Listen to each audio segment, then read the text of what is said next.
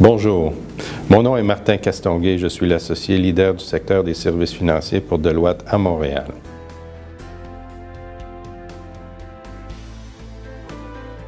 Le resserrement de la réglementation au cours de la dernière année, en particulier, a engendré un nombre très élevé de défis. Je pense que ce qui est différent cette fois, c'est que ces changements liés à la réglementation vont avoir un impact sur la structure même du secteur. Plus particulièrement, toutes les activités de négociation entreprises par les banques attireront beaucoup plus de capital et présenteront une proposition d'affaires moins attrayante pour elles à l'avenir.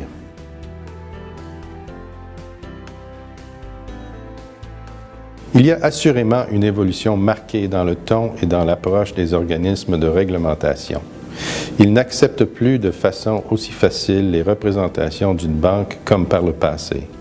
Les demandes d'information et le cadre de supervision s'est nettement resserré. Ils exigent maintenant des preuves claires et à court terme, c'est difficile parce qu'il s'agit du genre de questions et de niveau de détail auxquels les fonctions de gestion des risques et de la conformité n'ont pas eu à répondre.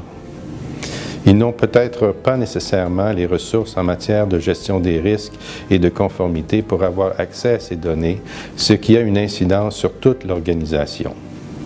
Nous avons eu des commentaires de clients qui nous disaient créer une fonction de gestion de relations avec les autorités de réglementation à l'échelle mondiale, un peu de la même façon dont nous avons aidé des entreprises par le passé à mettre en œuvre des solutions de type gestion de la relation client.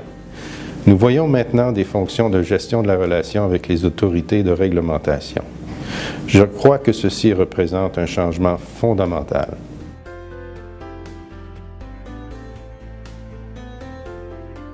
Il est clair que les autorités réglementaires ont agi avec une plus grande prudence et maintiendront le cap vers une direction plus conservatrice. Les coûts de conformité, comme les besoins en capital, les besoins de liquidité ou les représentations auprès des organismes de supervision semblent s'amplifier et ce n'est pas fini. Je pense que c'est une grande préoccupation pour les actionnaires et les investisseurs et pour le rendement sur l'investissement.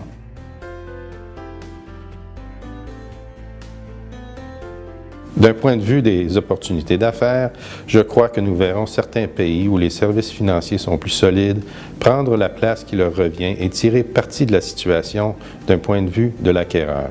Nous constatons déjà ce phénomène à divers endroits. En réalité, nous croyons aussi qu'il y a aussi une plus grande reconnaissance du fait que la gestion des risques et de la conformité représente non seulement un coût d'opération, mais aussi un obstacle à l'entrée, donc un élément d'avantage concurrentiel.